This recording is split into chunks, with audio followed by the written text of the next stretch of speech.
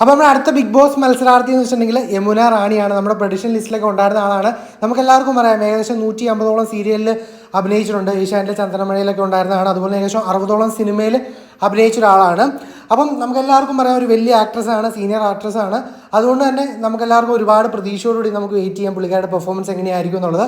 അരുണാചൽ പ്രദേശുകാരിയാണ്, അരുണ എന്നാണ് യഥാർത്ഥ പേര്. സിനിമയിൽ വന്നതിന് ശേഷമാണ് യമുന എന്ന് പറയുന്ന ഈ പേരിലോട്ടൊക്കെ മാറിയത്. അപ്പോൾ എനിക്ക് തോന്നുന്നു ഒരുപാട് സിനിമകളിൽ, പഴയ മലയാള സിനിമകളിലൊക്കെ പുള്ളിക്കാരെ നമുക്ക് കാണാനായിട്ട് സാധിച്ചിട്ടുണ്ട്. എന്നാൽ ബിഗ് ബോസിൽ വന്നതിന് ശേഷം എന്താവുമെന്നുള്ളത് നമുക്ക് കാത്തിരുന്ന് കാണണം.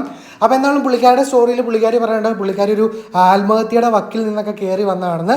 അപ്പോൾ എന്താണെങ്കിലും വളരെ ബോൾഡായ ലേഡിയാണ്. പുള്ളിക്കാരി തന്നെ പറയുന്നു ഞാൻ ഒരു സക്സസ്ഫുള്ളായ ലേഡിയാണെന്ന്. അപ്പോൾ എന്താണെങ്കിലും പുള്ളിക്കാരുടെ ഒരു പെർഫോമൻസ് കാണാനായിട്ട് ഞാൻ വെയിറ്റ് ചെയ്യുവാണ്.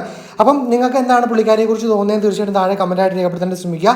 ബിഗ് ബോസുമായി റിലേറ്റഡായ എല്ലാ അപ്ഡേറ്റ്സും ആദ്യമേ തന്നെ അറിയാനായിട്ട് ചാനലും മടിക്കാതെ മറക്കാതെ സബ്സ്ക്രൈബ് ചെയ്യുക. എനിവേ അടുത്ത ആളുടെ ഡീറ്റെയിൽസുമായി കാണാമെന്ന പ്രതീക്ഷയോടെ ബൈ ഗൈസ്.